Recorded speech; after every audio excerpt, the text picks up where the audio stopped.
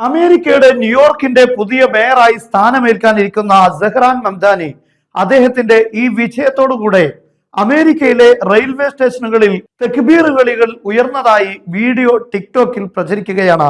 ആദ്യം നമുക്ക് ആ വീഡിയോ കാണാം. Assalamu alaikum wa rahmatullah, all passengers. You are currently on the J train. Inshallah, we'll be at the next stop in 7 minutes. Alhamdulillah. Have a good day and remember, Allahu Akbar. Allahu Akbar, Allahu Akbar,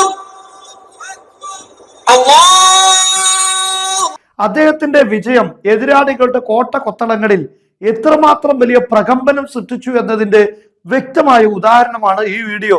ഇതിന് തുല്യമായ ധാരാളം വീഡിയോകൾ ഇപ്പോൾ അദ്ദേഹത്തിന്റെ വിജയത്തെ പരിഹസിച്ചുകൊണ്ട് ടിക്ടോക്കിൽ വന്നുകൊണ്ടിരിക്കുകയാണ്. മഹാഭൂരിപക്ഷത്തിൽ വിജയിച്ച അദ്ദേഹത്തിന്റെ വിജയത്തെ അംഗീകരിക്കുന്നതിന് പകരം ഇത്തരത്തിലുള്ള നീക്കങ്ങളാണ് എതിരാളികൾ നടത്തിക്കൊണ്ടിരിക്കുന്നത്. അതേസമയം ഇസ്രയേലിന്റെയും ട്രംപിന്റെയും ഒന്നും കാര്യം പറയേണ്ടതില്ല.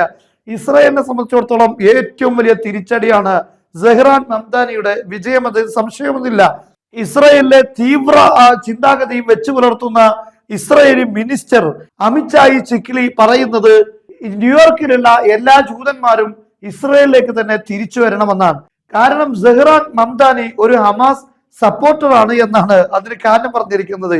എന്തായിരുന്നാലും കാലങ്ങളോളം ശ്രമിച്ച് ബില്യൺ കണക്കിന് ഡോളർ ചെലവഴിച്ച് മംദാനിയെ പരാജയപ്പെടുത്താൻ വേണ്ടി ശ്രമിച്ചുവെങ്കിലും അതൊന്നും നടന്നില്ല.